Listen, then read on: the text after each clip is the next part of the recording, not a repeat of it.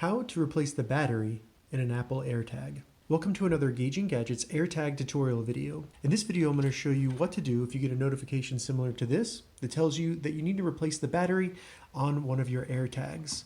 So replacing the battery is actually very simple, and it uses a pretty inexpensive battery called a CR2032. And check the description, I'll have links to these where you can get them on Amazon as well as several other retailers so that you can price compare if needed. So first what we need to do is make sure we have our new battery out and ready to go.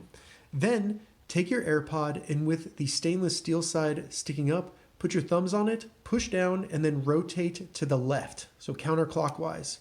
When you do that, it'll become loose, it'll pop up, and then as you can see, we have the battery in there and the positive side is up.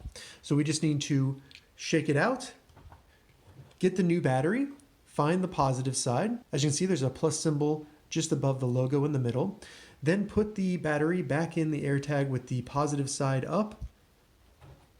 Now when you put the battery in, put the cap with the grooves on the bottom in the corresponding holes within the other side of your AirTag.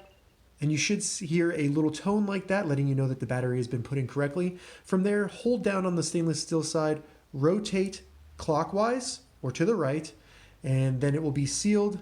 And you have now replaced the battery in your Apple AirTag. All right, so that's how you replace the battery in an Apple AirTag. If you have any questions about this, leave a comment below. I'll get back to you as soon as I can. If you'd like to see more Apple AirTag or iPhone tutorial videos, check the links in the description.